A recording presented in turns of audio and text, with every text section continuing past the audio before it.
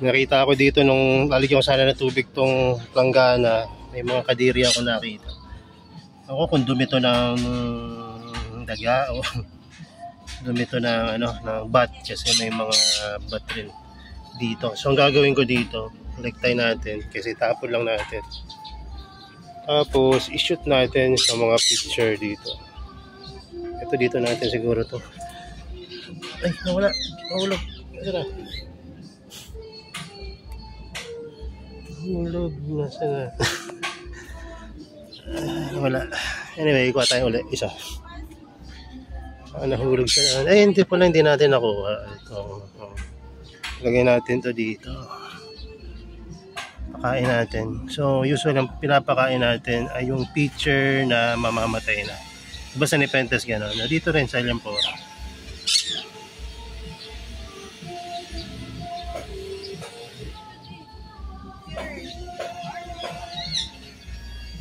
Pakain natin dyan.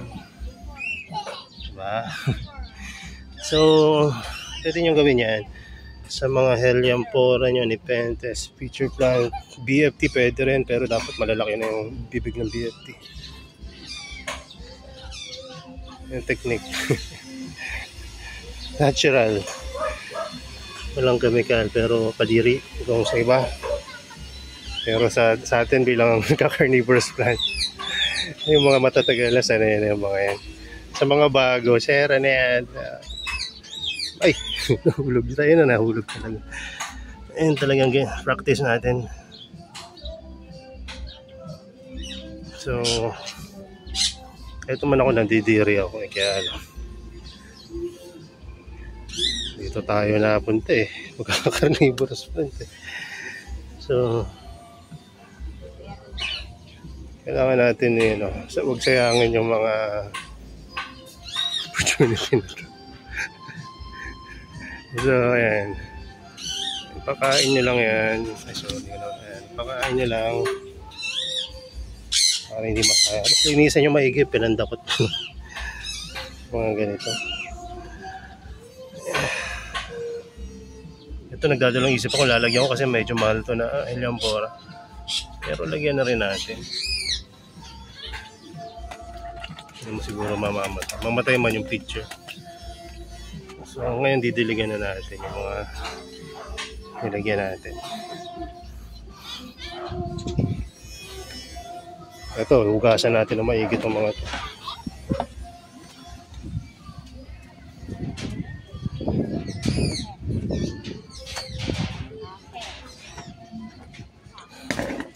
Hugasan ng maigi. Oops. Hugasan ng maigi.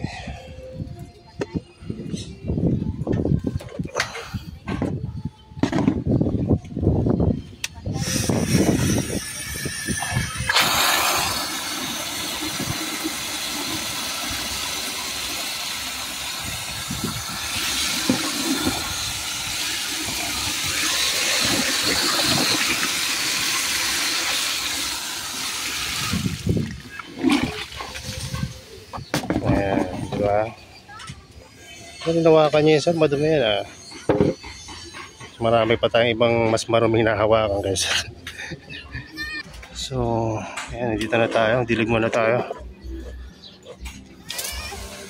So, para lang maging, yung sa Helianthora, pumasok dun sa loob ng, kasi medyo sumabit Ayan na, nasa loob na.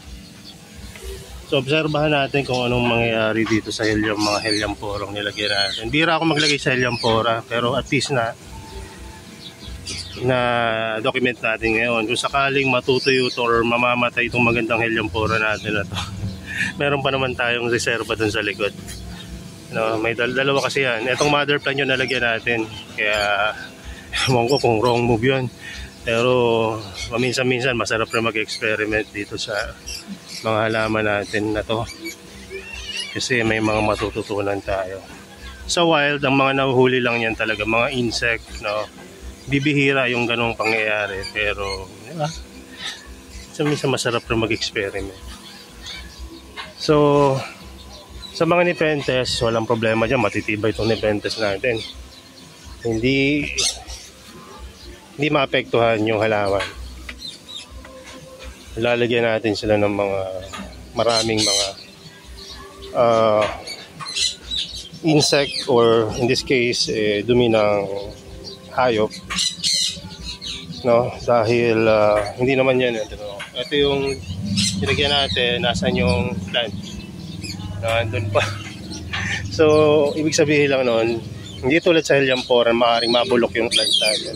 Dito sa Nepenthes mas safe, no? Ang mamamatay lang, worst case scenario, ay yung feature na to. Pero sa Helianthora, maaaring mamatay yung buong halaman. Sa Venus flytrap, parang Nepenthes rin. Kaya lang, mamamatay naman doon ay traps, no? Pag namatay yung traps, tanggalin nyo lang yung old traps, okay na uli. So, ganun. Minsan masarap rin mag-experiment. Anong dito? Anong prediction natin dun sa Helianthora na naglagyan natin? Ginawa nating CR, no?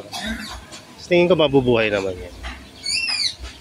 Yan, mabubuhay naman yung Helianthora. Maaring mangitim yung feature na nilagyan natin, nilagyan natin ng dumi. Yung feature na yun maaring mamatay. Pero yung buong plant hindi rin mamatayan. No? So dati nakapaglagay ako ng ano bang nilagay ko dati? Parang ganoon din, no? Kaya lang dumi naman ng rabbit yung nilagay ko. So okay naman. Yung rabbit pala natin wala na dito. Binigay ko na lang dun sa isang kaibigan natin, kay Kuya Delapa, kay Lorenzo. Siya po ay kung gusto nyong maka-order ng mga culture ng mga spirulina, no, algae sa tubig na very beneficial sa tao at mga alaga na hayop natin, pwede kayong umorder sa kanya. Ang kanyang Facebook ay Lorenzo Delapa. Makikita niyo siya sa aking personal list ng aking mga friend. So, suportahan natin itong mga to dahil ito yung mga matatagal na sa paghahalaman, no? Dati siya yatang nagsiset up ng mga plumbers sa ibang bansa, no? Swimming pool, no? Nag-set up sila swimming pool, fountain.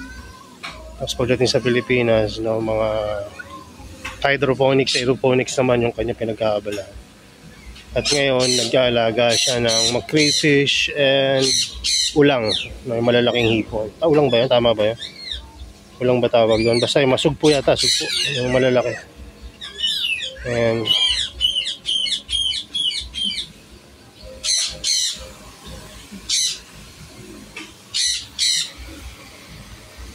so, pagsisihan kaya natin, paglalagay natin ang dumi doon sa Helianthora. Dito sa Nepenthes, wala akong kaba. Sa Helianthora lang kasi nilagyan ko yung McDonald X Burgundy Black natin ng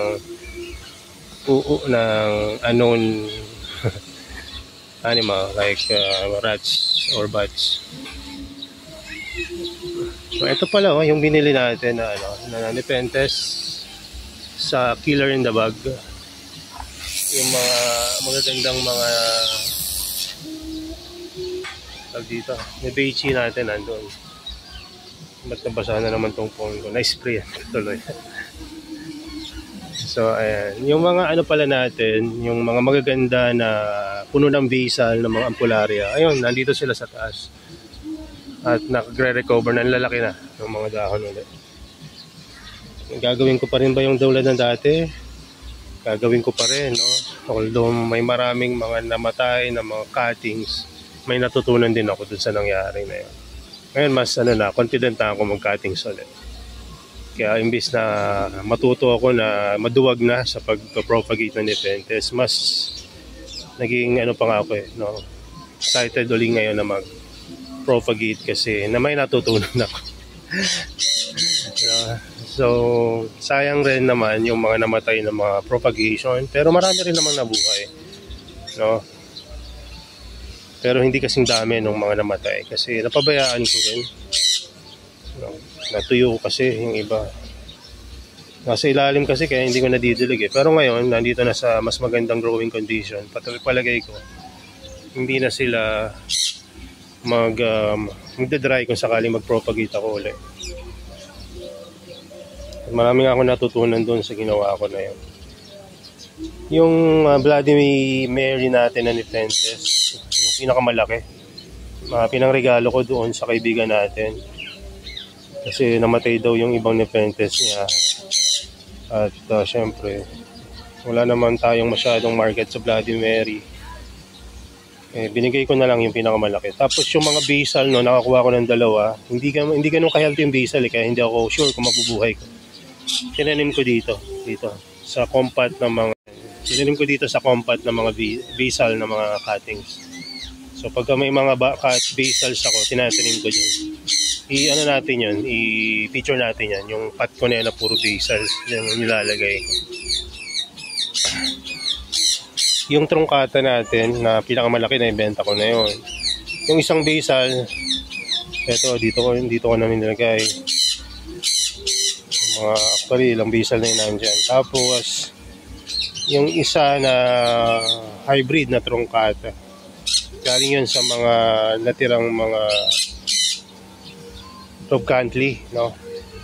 At i-out natin. Mura ko lang na i-out kasi kakilala naman natin yung nakapin. No, kaya ko nalaman na Rob Cantley dun sa traits ng kanyang dahon, pati na rin dun sa picture na papalabas.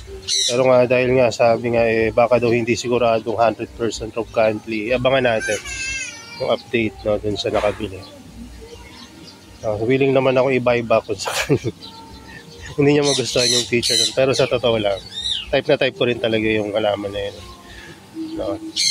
So, isa lang kasi yun, no, dun sa mga successful na propagation ng Rob Cantley nung nakaraan.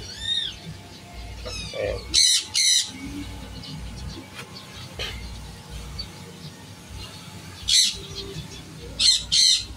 So, yun muna siguro. Baka masyadong maging mahaba na itong video natin. Magdidilig muna ako. Ang ganda ng picture na ito. Simpleng-simple lang, pero may appeal siya sa akin. Iba kasing kulay niya, hindi siya dark colored kahit nandito siya malapit sa arawan. Diba? So, yun lang muna. God bless sa inyo. And bye-bye.